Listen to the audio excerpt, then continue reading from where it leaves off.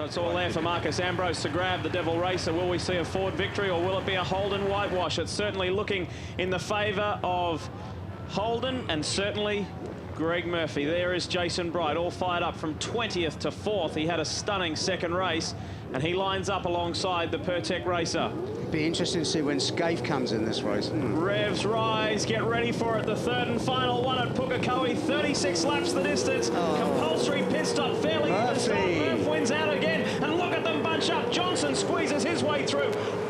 Bogging it down was Ambrose. Now he's fighting for survival. Bright rounds him up, and the two shell cars are there. Contact between Ambrose and Johnson. Yeah, Ambrose got ambushed by the Shell team. They really got off the line quicker. He is having trouble starting that Pertec 40, he admits that, and that makes him vulnerable in that run into the first turn. Could be interesting to see Ambrose on the brakes now. Let's have a look, see if he gets him settled down. First run down the back straight, flat out in 6th gear, 270 kilometres an hour as they plunge down into Holden hairpin. Hard on the brakes, back through the gears. See a defensive line there from Paul Radicic, making sure Marcus Ambrose doesn't even have a sniffle on the inside. Ambrose, though, gets a better run out of it. Out of the hairpin, they're going to go side by side, and Ambrose sweeps across to take that position back from the Rat.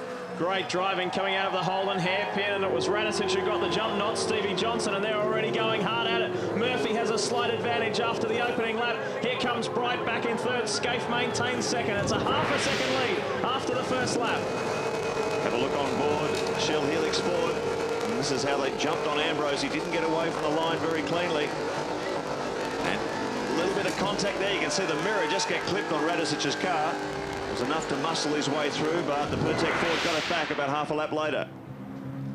Lap 2 of 36, down the back straight once again. It's Greg Murphy doing what he's done all weekend, a demolition job here. Mark Scaife in second, Jason Bright in third. Then it's Ambrose, Radicic, Stephen Johnson, Tony Longhurst, a brilliant job with the Rod Nash Commodore, but he's under assault, under brakes into the hairpin. Looks like Garth Tander. So Tander picks up Longhurst. That moves him up to 7th. That was a very impressive braking manoeuvre from Garth Tander. There is Greg Murphy. Your Shell Helix race score being updated. Bottom of your screen, it's 3 Holdens in the top 3. Then the Ford of Marcus Ambrose. They're spreading out the 2 Shell Fords. Here comes Tander. He's on a forward surge. And then we go back behind Longhurst, Ellery. And Craig Lowndes is up there. He's in 10th. The last 2 laps, Murphy's pulled out 0.2 and 0.2 again on Scaife, so he's certainly on it. It's going to be interesting to see what the Holden Racing team choose to do this time around with tyre strategy. Last time they kept Scaife out, but he wasn't producing the lap times that he needed to take advantage of that situation, so they brought him in on lap 11. Simon Wells. Caterpillar Ford's drilled the gravel trap. Maybe get a safety car for that. Yeah, this could be a safety car situation. Smoking up the inside just took me out big time. Yeah, I got past him on the run down there, and then next thing I know, I saw this car sliding in towards me and just punted me straight off. They're saying someone had taken him out. They're taking advantage of this. They reckon the safety car is going to be out, and the sharp crews are the ones who bring him in now. Oh, look at Scaife, got all the brakes locked up coming into pit lane, almost hit the back of Murphy's car. And you can actually make a little gain there. This is a dangerous game from those that have stayed out, because if they do now pull a safety car, they're going to be penalised. There's a big queue of cars, though, following Murphy, and you can just see in the background there, look at how many pits are going to open up in a second. Mark was pretty shrewd there. He made valuable ground where you can do it where the radar doesn't see you. Got right up behind Murphy's car. Just down here in pit lane, 7.5 seconds gone for Murphy now. Full tyre change going on, little look at the front right, 7 seconds. And Murphy's leaving pit lane. See how he goes against Scaife. Well, he's coming up on Mark Scaife's pit position. This could be good for Scaife. He may be able to get out in front. No, he won't. No. The Jackson. It's going to be close. So Murphy will come out ahead of Mark Scaife. Look at this. Look at this. Side by side. Oh. It's a 40-kilometre-an-hour drag. And Murphy wins that one. Oh, the crowd have gone berserk. Concentrate and look after the tyres. You've got the best set, so just keep doing a good job. Got the best set of tyres on the car. Concentrate and do a good job's the message to Murph. They're on cold tyres now, so they've got to be a little bit careful for this first half a lap. You can't demand everything of the brakes and the tyres at the end of the back straight going into turn 5. Murphy glimpses in the mirror. That's the margin back to Mark Scaife. Strategically a pretty good call, I would have thought, because there is that possibility they may need to drag that cat car out of the sand. Bright's now in as well. He doesn't want to risk being out there any longer. The reason they didn't bring Bright and Scaife in together, they're only allowed to make a tyre stop on 1 car per 2-car team. So Bright would have been forced to stay out whether he wanted to come in or not. Here's Ingle. Maybe he can try and get an advantage out of this as well. He's had a rotten day. Stephen Richards. Oh, look at that. No bumper. Rear bumper's been taken off, probably a first lap incident.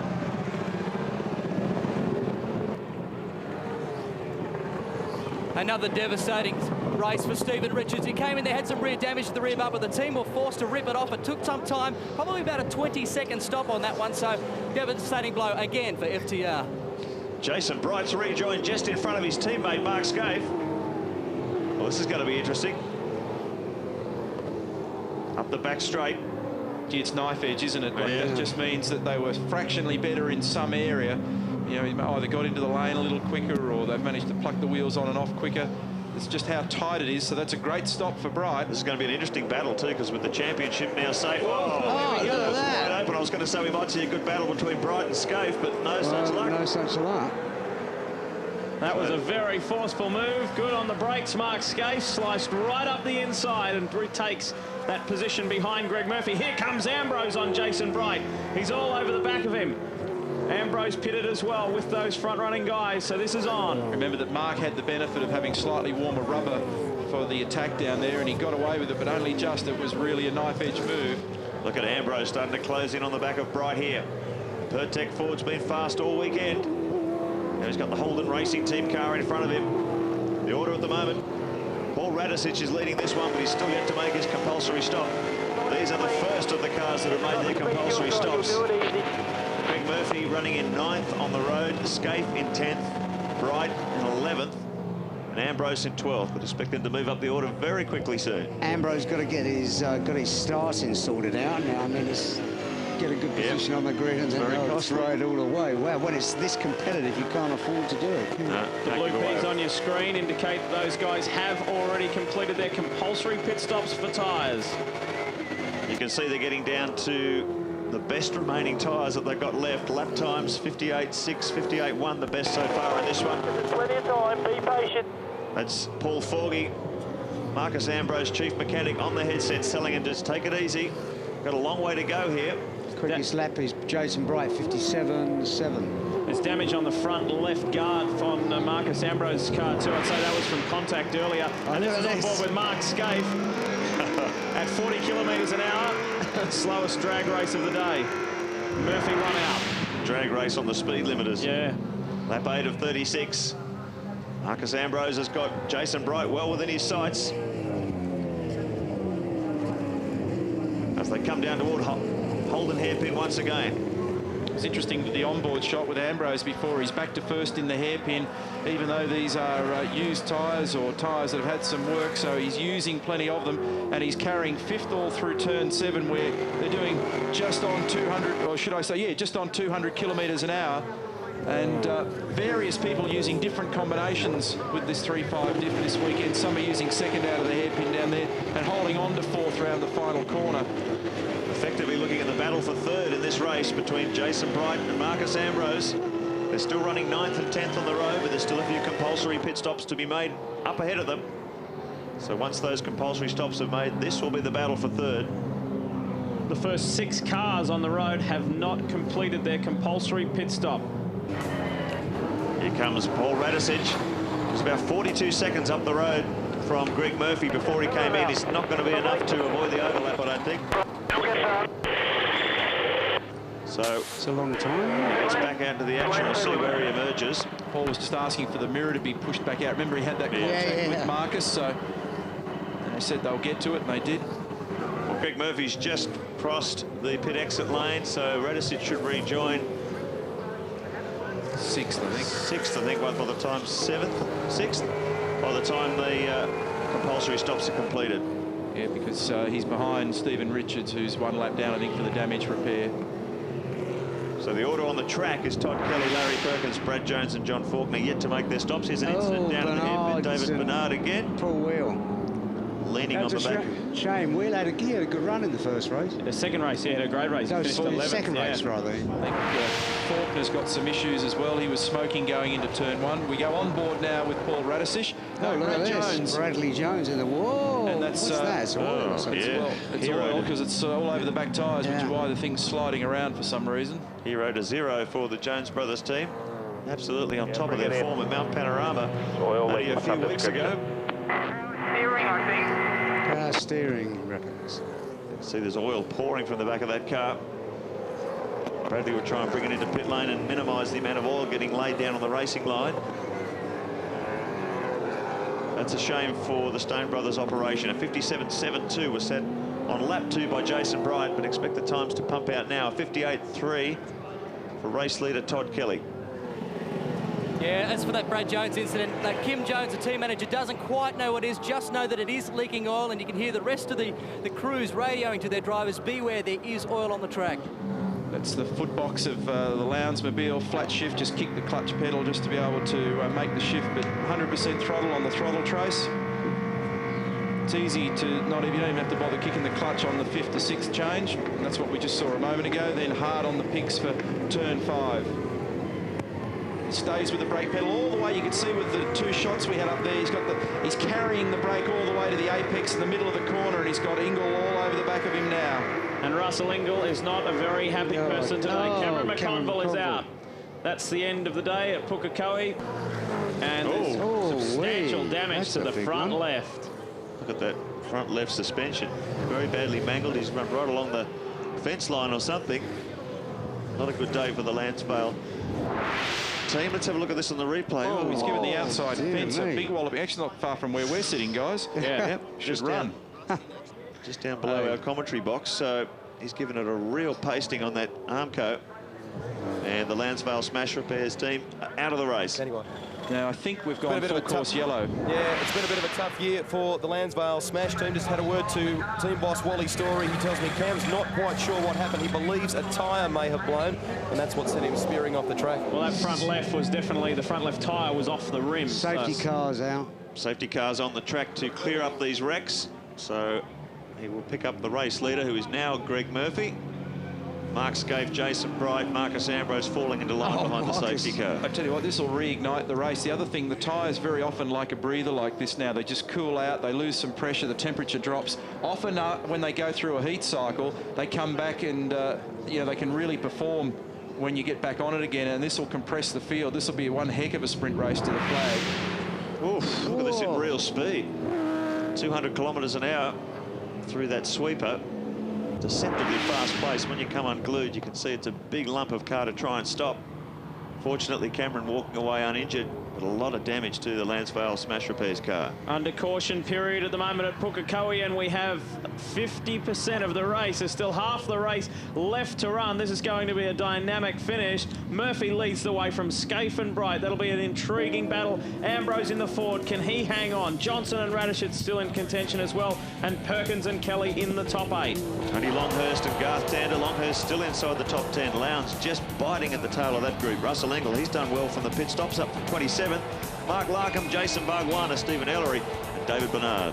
The question still begs, can Greg Murphy make the hat trick? Well, it's just become a whole lot harder. Stay with us.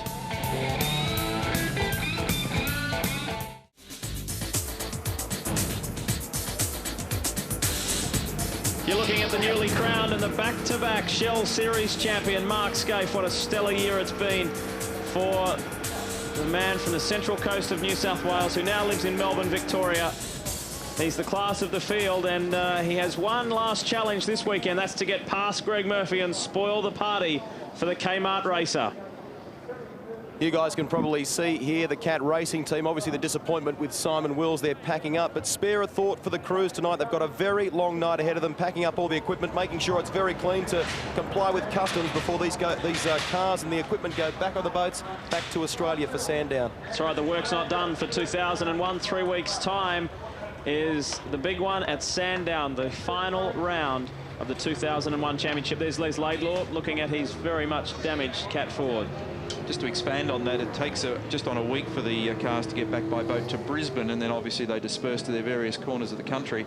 But because of agricultural rules here, they've got to make sure that, and particularly keep in mind that we're at a horse racing complex, they're going to remove all dirt and mud from every single bit of gear that is on all the cars and all the support equipment before they go back into the transporters, before they're shipped.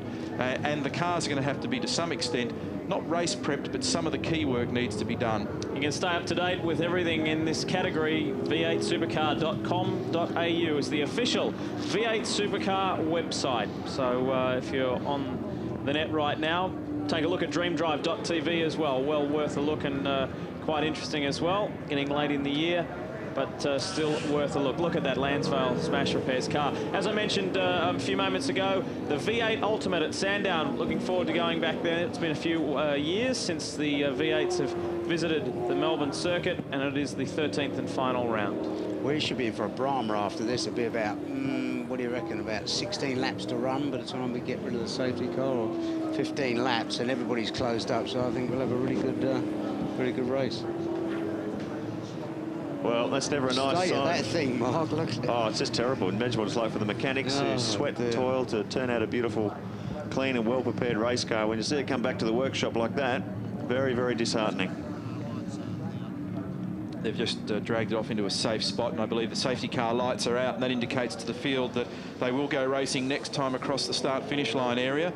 So everybody gets on with the business of now trying to warm tyres and brakes. It's been Some pretty puzzled heads down here, guys, at Team Kiwi Racing. Jason Richards came in just moments ago. He's rejoined the field. There's a bit of damage to the front of that Commodore, and they believe that it may have loosened a plug lead or something like that, caused a misfire. They're hoping they fixed it, and they've sent him back out. An absolute Kiwi walkover here this weekend. Greg Murphy taking pole position, 2 race wins, looking very strong for 3rd. He wants to keep his perfect record intact as they get up to racing speed, and they're back to racing. He gets the jump on the Holden Racing Team duo. Murphy showing plenty of speed here at Pukekohe as they get back to racing. He was very quick as soon as he knew we were back to green, so Murphy has that advantage. Look at Jason Bright. He is quite serious about regaining that 2nd position from Mark Scaife, and Ambrose is not out of this one either. Stephen Johnson's going well, hasn't he? Be happy with that. They've clawed their way back a bit this weekend from the way in which the cars looked when they first practiced on Friday, and they were jumping beans, and they're actually looking pretty reasonable now. That was a great start by Murphy. He actually put real genuine ground on everybody by the time they got to the first corner, and that's not often done in this field. I was talking to Paul Radicic earlier today about the homework and the amount of work they had to do on the Shell Fords overnight. They just completely redesigned the front end. He said they just went right through the car, and it's made a big difference to the speed of the car throughout the day. You can see the results there. First of the Shell Fords running up in 5th, and Radicic behind him. Great shot at the back of the Kmart car.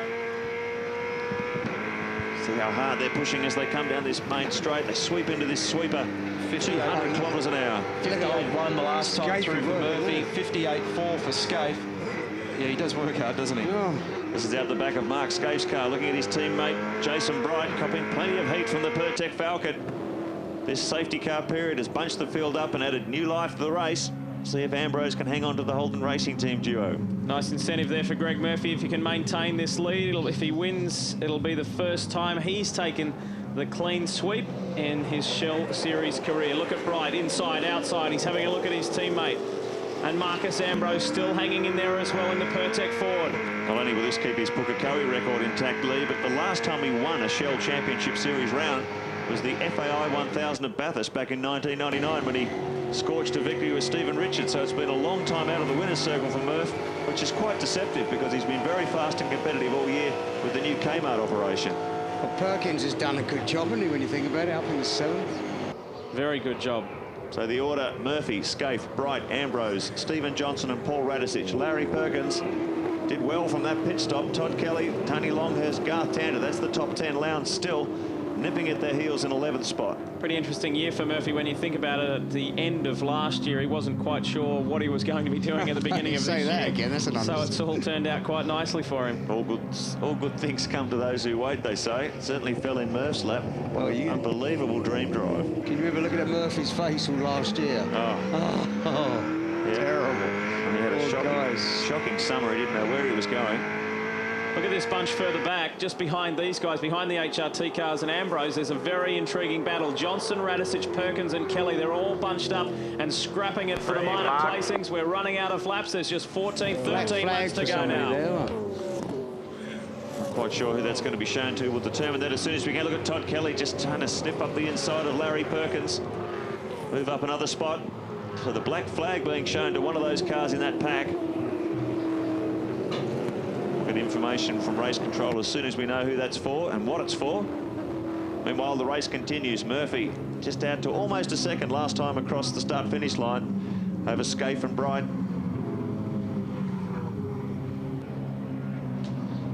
Four-car battle, the two Shell Helix Fords and two Holdens, Perkins and Kelly. And Larry, a very defensive inside line up into the Holden hairpin, almost contact there with the Rat. Yeah, he's really breathing on that Shell Ford. They come out of the Holden hairpin, building up speed. Almost 200 kilometres an hour, you're on board. With Radicic pulling plenty of pressure from the Castrol Commodore. Fantastic corner this. The cars work so hard to get through that turn. Looks like they really don't want to turn in. The drivers have to muscle them across the camber of the road. Larry looks at pit straight. The inside of Radicic, couldn't quite get there through the turn one sweeper into the boost S's. And let's not forget, it's so easy to overlook Todd Kelly and how very quickly he's matured into a top-level V8 supercar driver. Greg?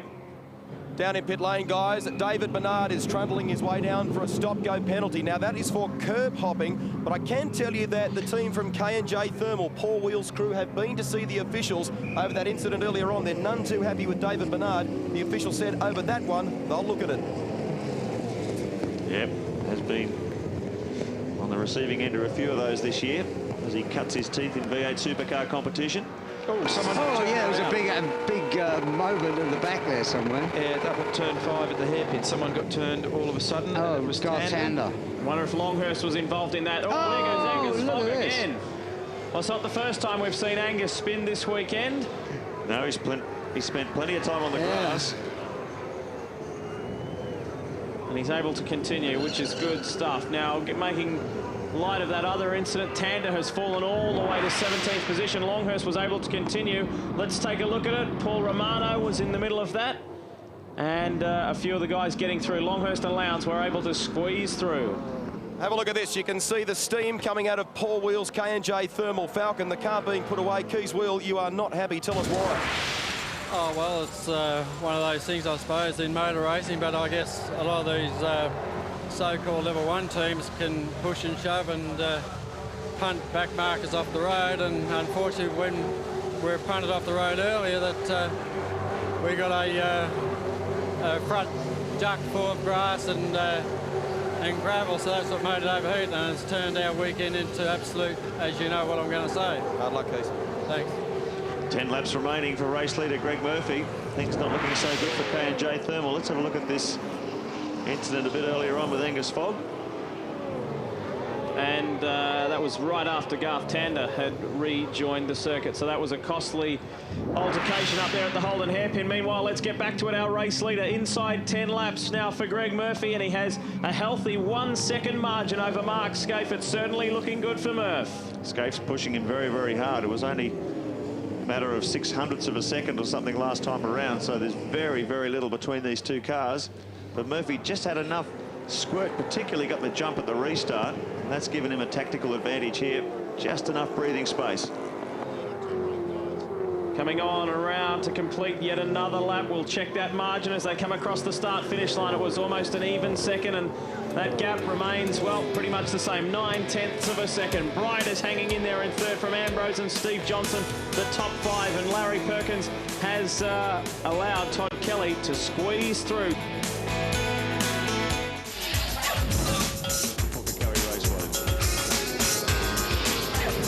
Greg Murphy is powering on towards yet another victory, and there has not been a single session or a single race where he hasn't been the main man. Look at this, Todd Kelly. He is really starting to get forceful on Paul Radicic.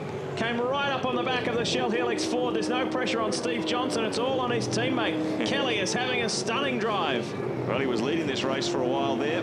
One of the last to come in and make his compulsory tyre change. Now he's trying to storm his way back through the field. He's in 7th spot. Radicic is in 6th and defending hard as they come down the straight. Look at this great shot from the back of the Shell Ford. He switches across to the left-hand side, tries to run down the outside of the Shell car into the Holden. Yeah, and does it too. It's one of the impressive things about Todd Kelly. Look at the difference in experience between he and someone like Paul Radicic, and he's not daunted by the company that he's keeping. He must have some pace in a straight line, or came off turn 4 very quickly with good drive, or a combination of both those things.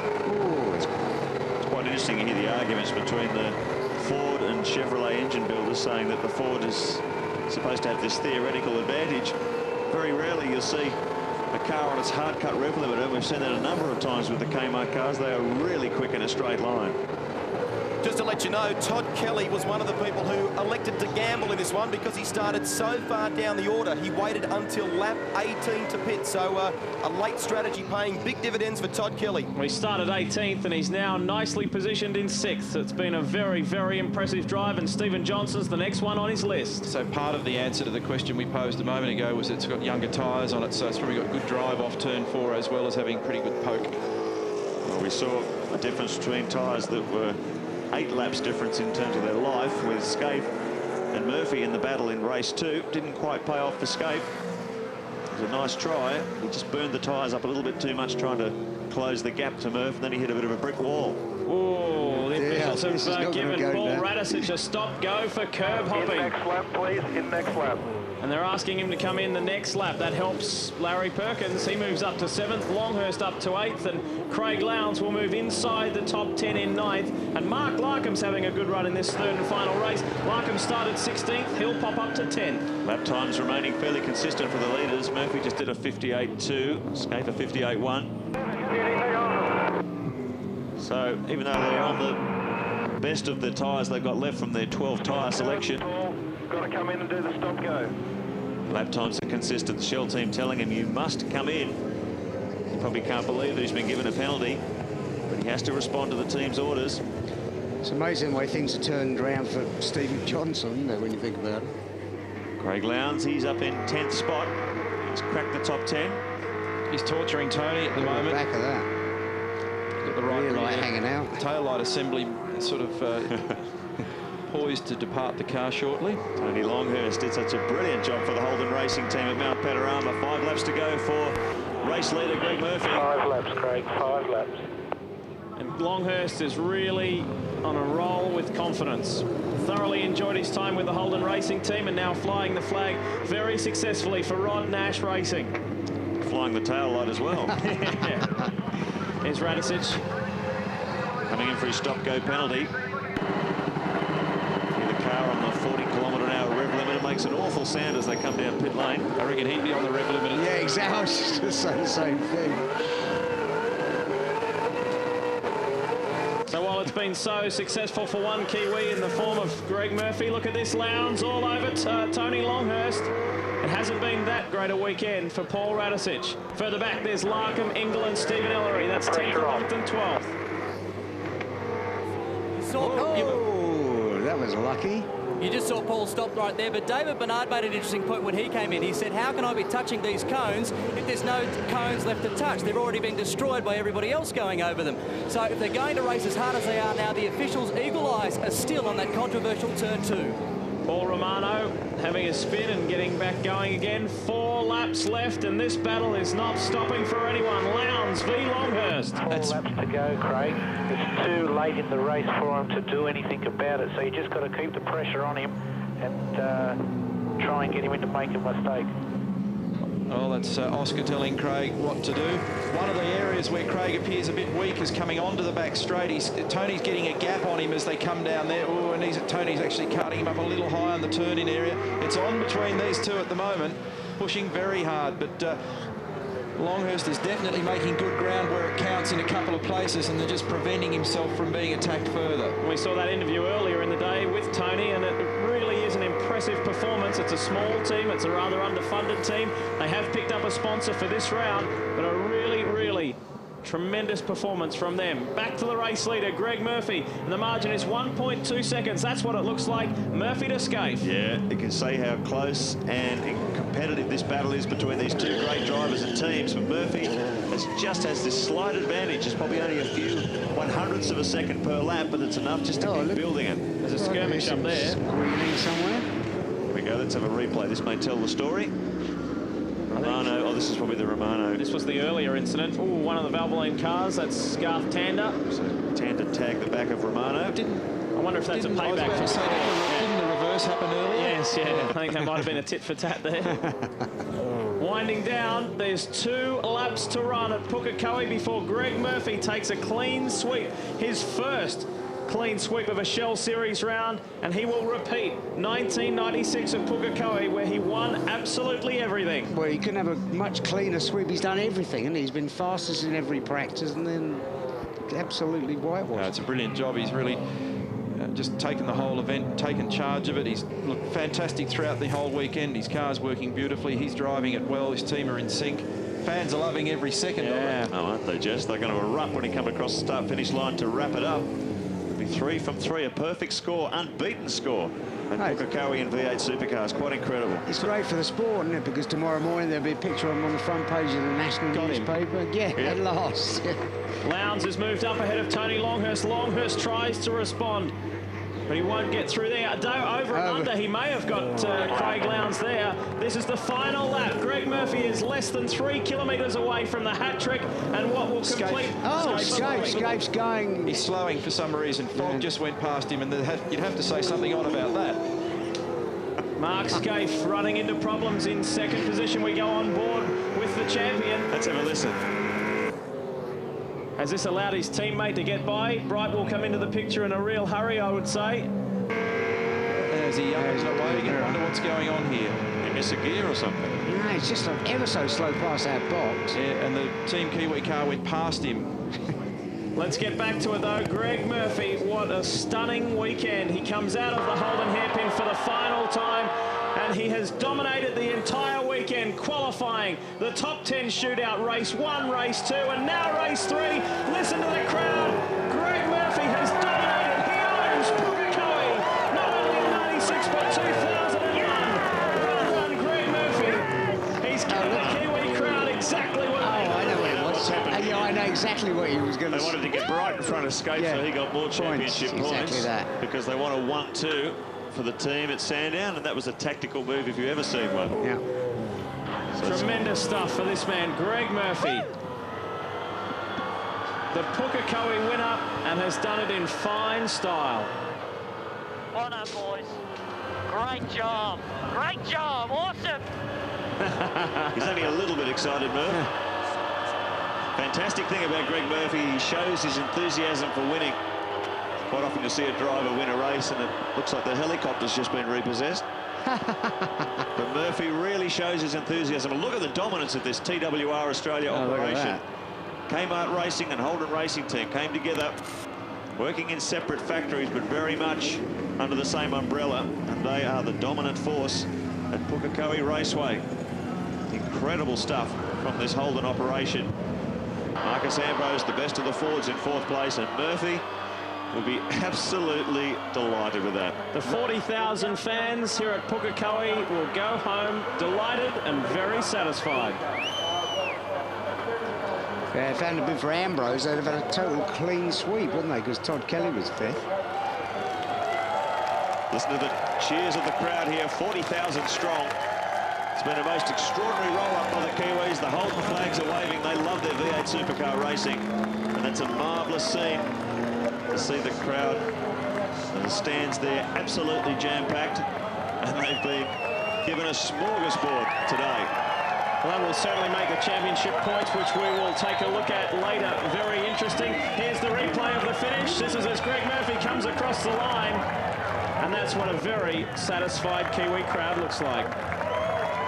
And Murphy says, yes, I've done it again. He repeats history, 1996 and 2001. He's received such strong and loyal support from New Zealand throughout his V8 supercar, his whole racing career, and now he gives the fans back something. The new champion comes over to congratulate him. Scaife and Murphy, what a great day's racing it's been from those two men. I think that was a really successful effort over the weekend for the race organisers here. It was really good. They couldn't have asked for anything better. We'll hear from Greg Murphy in just a moment. And what relief, what satisfaction. Greg Murphy, this has to be the best feeling, doesn't it? Oh, mate, I'm completely lost for words. Completely lost for words. I just, I don't know what to say. This is... I think you can say it to the people behind you, because what about the support here in New Zealand? Look at them. I mean, this is what it was like in '96, but twice as big. And this just blows me away. This is equal to Bathurst, equal to winning Bathurst today. It's just fantastic. We know you wanted the championship this year, but this has got to be close to it. But it was a tough day. We talk about you hitting the pit lane speed limit button at one time, close racing, and Scafie always there behind you. Always there. Always there. You know, he puts on a fight. He doesn't like to be beaten, and especially probably here, he wanted to beat me. So, you know, it's been a great year, and this caps it off. I mean, Sandown really is just going to be, let's go for it and have some fun. But this has made my year. This has made my decade, I think. A new bub as well. It's got to be a pretty emotional time for you, Greg. Very emotional. These people are just phenomenal. I mean, they turned out in, I don't know how many, 40 or 50,000 today, and they've been starved this for a long time. I knew it was going to be big. I knew it would be this big, and I just didn't think I'd have such a dream run and have a fairy tale ending. It's just awesome. Well, Murph, they're giving you heaps this weekend. How about you give something back? Well, I just did. I just did. Give it again. Turn around, Charles, the crowd. Go! A very happy Greg Murphy.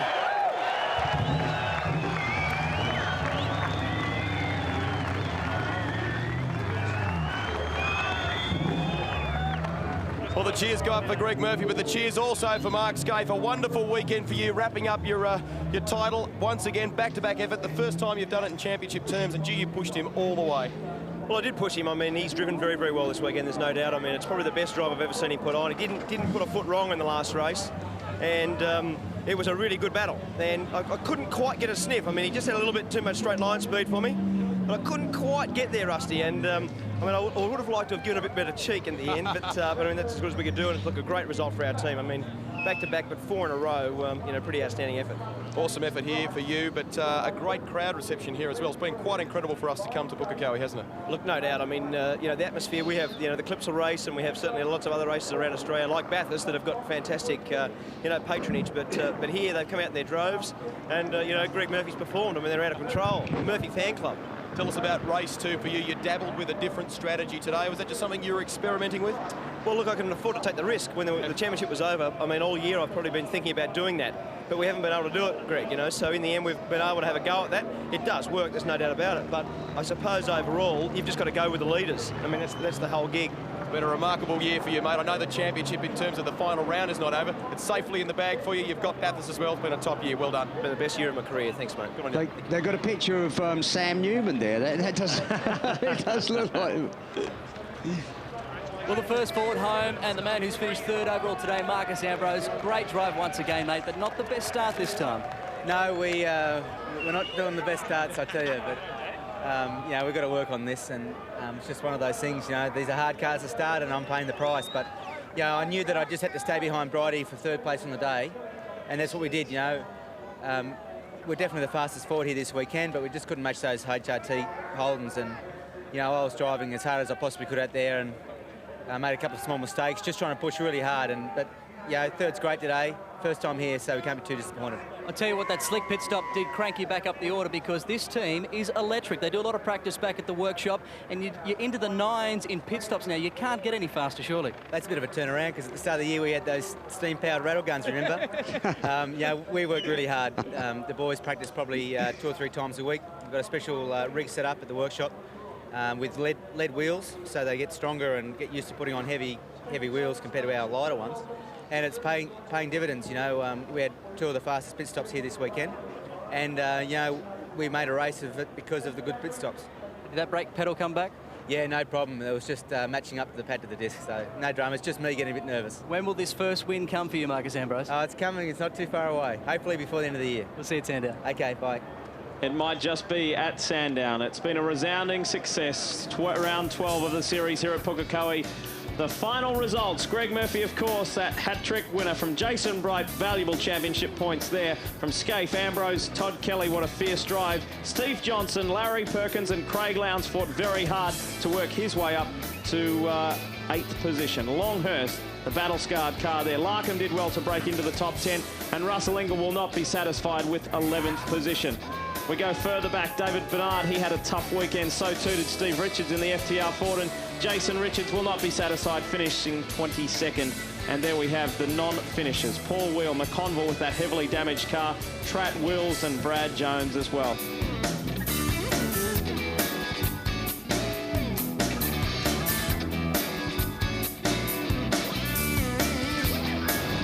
point scenario is very, very interesting as we go into the 13th and final round. Of course, we know the situation with Mark Skate, but Russell Ingall is coming under fire from Jason Bright, and Greg Murphy is zeroing in on Bright as well. Steve Johnson, well, he could be under threat from Todd Kelly in the V8 Ultimate at Sandown. Radicic, Tander, Steve Ellery, and the other point to take note of there is Marcus Ambrose has now come into the top 10.